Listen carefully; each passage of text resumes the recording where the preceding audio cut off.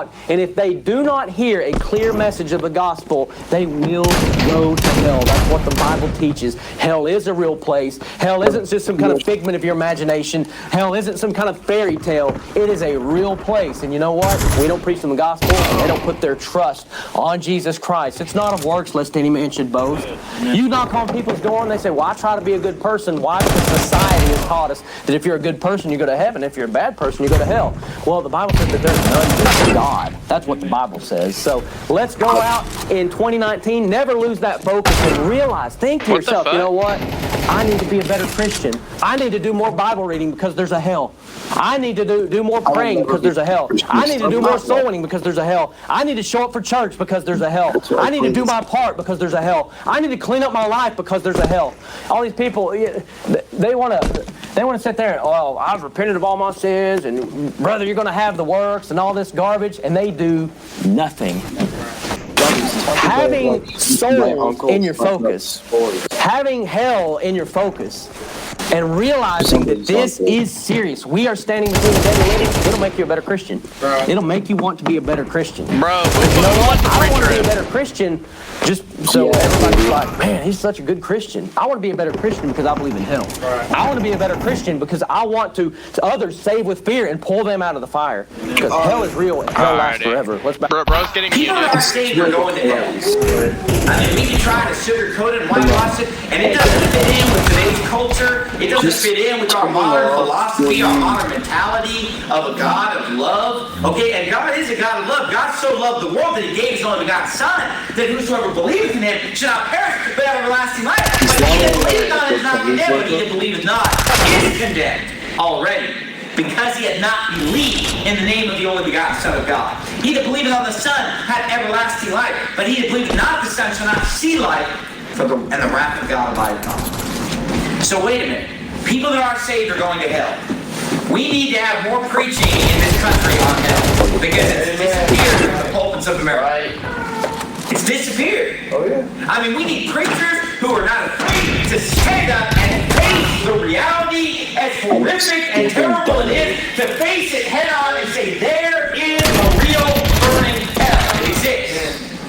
Try to go into theology or try to go to some foreign language to try to tell me that it doesn't exist. Hey, it exists. Look at Revelation 14. Shut up. Look at Revelation chapter 14. Here's just a couple scriptures on hell. I mean, Jesus talked about hell a lot. That's right. Did you know that over 80% of the chapters in the New Testament make some reference to hell? I mean, Jesus spoke about hell constantly.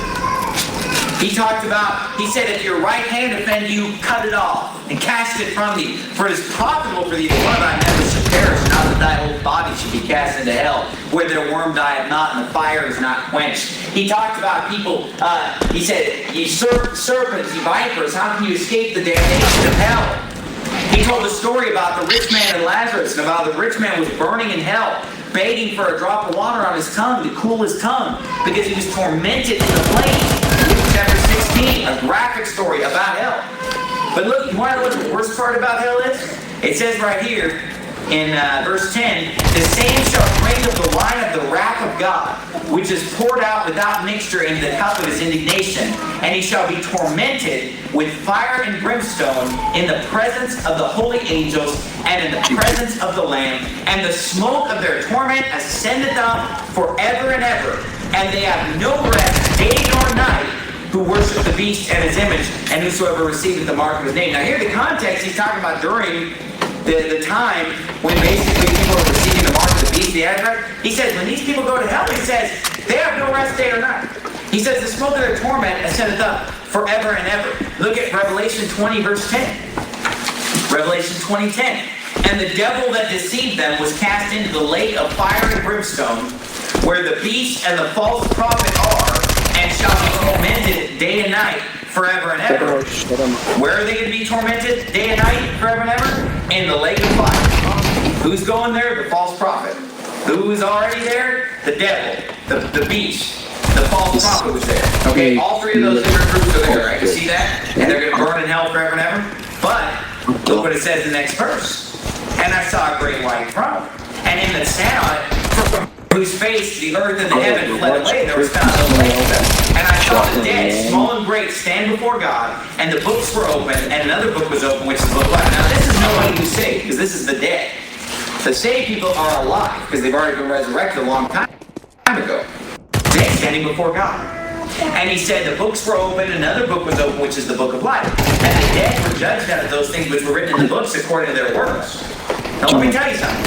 If anybody's judged by their works, they're going to fail the test. Because all have sinned and come short of the glory of God. He said, and the sea gave up the dead which were in it. And death and hell delivered up the dead which were in them. So basically all the dead souls burning in hell come up out of hell. All the bodies that have been, got the burial at sea or were buried in the earth. All the dead people who are unsaved are resurrected, stand before God, judged by their works, and he says they were judged their men according to their works, and death and hell were cast into the lake of fire. This is the second death, and whosoever was not found written in the book of life was cast into the lake of fire. Now what's going to happen to them when they get into the lake of fire? They just burn up and they're gone, right? No. God said they're tormented there day and night forever and ever. He said it never ends. He said it's eternal punishment. It's a place of fire and The first thing that I want to point out in this passage is in verse number 1, where the Bible talks about the Lord being the one who stretches forth the heavens and layeth the foundation of the earth and formeth the spirit of man within him. Now, a lot of people will take scriptures like this that use poetic language to describe the earth as, for example, having a foundation, or that the heaven is stretched forth as a curtain, as it says elsewhere. And they'll use this to say, well, the Bible's not really